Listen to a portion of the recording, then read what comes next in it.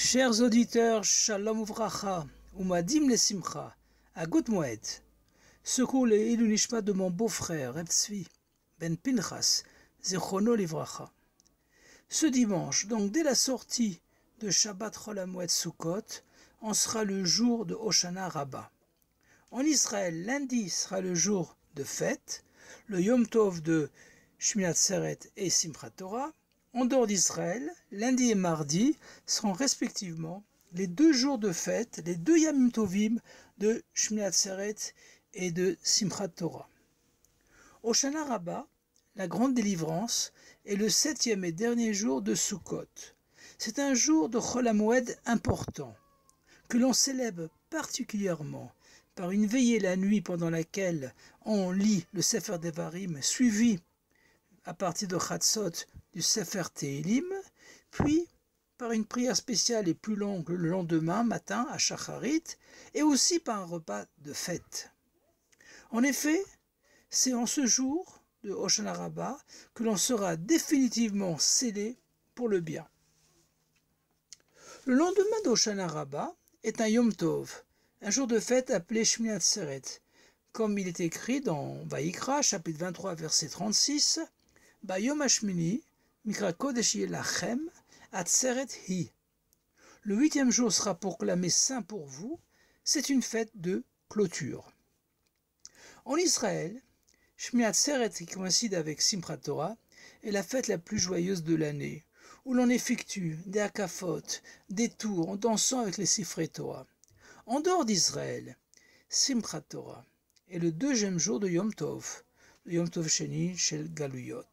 Et si on a besoin de 2 jours pour faire ce que l'on peut faire en Israël en un seul jour, c'est parce qu'en Israël, Tamid ene Hashem Elokecha ba mereshit hashana ve'ad acharit shana. Devarim chapitre 11 verset 12.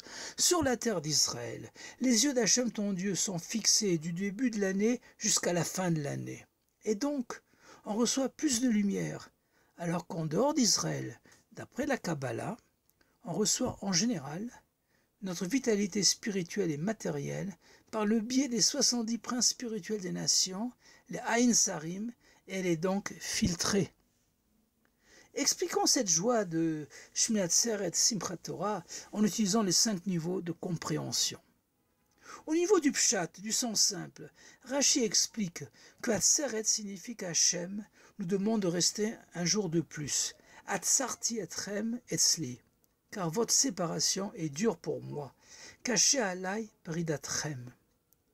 Un deuxième verset, Devarim chapitre 16 verset 15, affirme au sujet de Shmini Atzeret, Va'aita ach sameach, et vous serez que joyeux. Le mot ach, la shon miout, vient distinguer Shmini Atzeret des 7 jours de Sukkot. Shmini Atzeret n'est pas un prolongement de Sukkot, mais une autre et nouvelle fête en soi, et on doit se réjouir d'une joie pure et authentique, en buvant du vin pour les hommes, en offrant des vêtements neufs à nos épouses, des bonbons et des gâteaux aux petits-enfants, et en ayant des invités pour partager avec eux cette simcha. Au niveau du remez, de l'allusion, le Ibn Ezra explique que Ach Sameach représente un temps où il n'y aura que de la joie, sans aucune épreuve, la joie infinie de l'ère messianique. Au niveau du Drouche, de la recherche et l'interprétation halachique, le Rama, chapitre 669 du Shulchan Aruch, a expliqué, il y a à peu près 5 siècles, que l'on doit célébrer avec des hakafot, des danses de joie avec les Sifrei Torah, la conclusion, le siyum, à Shmini Atzeret Simchat Torah, des 53 parachiotes de la Torah, du Gan, du jardin de la Torah, avec la lecture de la dernière paracha, Vezot Abracha. C'est comme la fête du Sidour pour les petits-enfants, et on finit l'apprentissage des lettres et des voyelles hébraïques, ou la fête du Chumash, et plus tard le Siyum, la conclusion d'un traité du Talmud, une Masechet, ou éventuellement du chasse du Talmud tout entier. Le Minhag Chabad en dehors d'Israël est d'effectuer 3 fois des hakafot. 7 hakafot respectivement les 2 soirs de Shmini Atzeret et de Simchat Torah, et 3 Akafot le jour de Simchat Torah, car ceux-ci constituent une chazaka, et ils auront un effet puissant et durable, prolongeant cette joie toute l'année. Au niveau du sod, du sens ésotérique, le Hari HaKadosh relie les 7 Akafot, les 7 tours de Shmini Atzeret et Simchat Torah, aux 7 tours effectués par Yehoshua, le successeur de Moshe Rabbeinu, autour des murailles de la ville de Jéricho, de Yéricho. On sait qu'après les 7 tours, ces murailles se sont miraculeusement écroulées, permettant la conquête de cette ville et ensuite de tout le pays de Canaan. De même, avec nos Akafot, avec les Sifrei Torah, s'écroulent les murailles spirituelles construites par nos fautes, qui nous séparent d'Hachem, et on sera alors réunis à Hachem. La Chassidut maintenant fait remarquer qu'en dehors d'Israël, Shmini Atzeret et Simchat Torah tombent les mêmes jours de la semaine que les premiers jours de Rosh Hashanah, et sont donc liés à ces 2 jours. Comme l'a enseigné le rabbi précédent, le rabbi Rayatz, tout ce que l'on n'a pas pu accomplir avec les larmes les 2 jours de Rosh Hashanah peut être réalisé par la joie à Shmini Atzeret et à Simchat Torah. On sait qu'au sujet des brachot, des bénédictions d'Hachem, Hachem les décide et les inscrit le premier jour de Rosh Hashanah. Et le 2e jour, il les envoie. On les reçoit avec joie à Shmini Atzeret, le mot Atzeret signifiant d'ailleurs intérioriser, klita. Et notre joie est encore plus grande lorsqu'on ouvre les paquets cadeaux à Simchat Torah. Or, entre le premier jour de Rosh Hashanah et Shmini Atzeret, il y a exactement 21 jours, qui est la durée nécessaire pour qu'un amandier donne son fruit. Il s'agit d'un temps record par rapport aux autres arbres fruitiers. Donc très vite, nos efforts investis à Rosh Hashanah porteront déjà fruit à Shmini Atzeret et Simchat Torah. Au sujet du Yom Tov supplémentaire de Shmini Atzeret, ajouté par Hachem, car Kacheli Peridatrem, et dure pour moi votre séparation, le Rebbe a posé plusieurs questions. Premièrement, en quoi un jour de plus change la situation, alors qu'on était avec Hachem 1 semaine entière, voire 3 semaines? Deuxièmement, Hachem n'est jamais séparé d'un juif, peu importe où il se trouve. Troisièmement, et même si ce n'était pas le cas, Hachem aurait dû dire « Caché alai peridatenu » et dure pour moi notre séparation, celle d'Hachem et des Béné Israël, et pas votre séparation. En fait, ce qui est pénible pour Hachem, ce sont nos divisions internes, peridatchem, les séparations au sein du peuple juif, surtout après l'union réalisée à Rosh Hashanah, Kippour et Sukkot.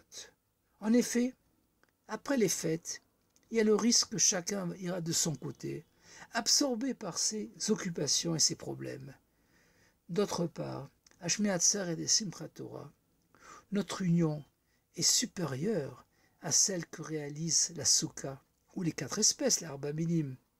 Et ceci, même si on est assis tous dans la même Souka, et que les 4 espèces tellement différentes sont réunies en Aguda Achat, en un seul et même bouquet. Car il ne s'agit que de l'union dans la diversité. Par contre, les jours de Shmini Atzeret, Simchat Torah, on n'est pas unis par une mitzvah de la Torah ou des Rabbanan, mais par la coutume juive, le minhag Israël des Akafot. On est unis car on constitue tous ensemble une grande et même neshama. Et c'est pourquoi on danse avec les Sifrei Torah, fermés dans leurs manteaux, et on constitue des cercles. En effet, dans un cercle, il n'y a ni commencement, ni fin, et on est tous égaux, situés à la même distance du centre. Si à Shmini Atzeret et Simchat Torah, on n'ouvre pas les Sifrei Torah pour les étudier, c'est parce qu'on ne danse pas avec l'intellect, la chokhma de la Torah, mais avec la Torah elle-même. Toute la Torah nous appartient. C'est la ketouba de notre mariage avec Hachem.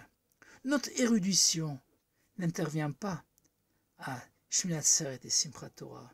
Et on utilise uniquement nos pieds qu'on élève pour danser et se réjouir d'une même joie infinie.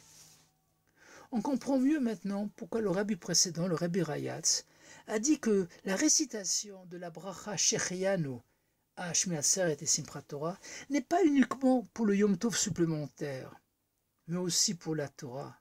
Car même si on a reçu la Torah il y a plus de 33 siècles, et plus précisément il y a 3334 ans, et que l'on doit l'étudier jour et nuit, on récite Shechianu, car à partir de Shmini Atzeret et Simchat Torah, on étudiera la Torah avec une vitalité, un approfondissement et un enthousiasme nouveau.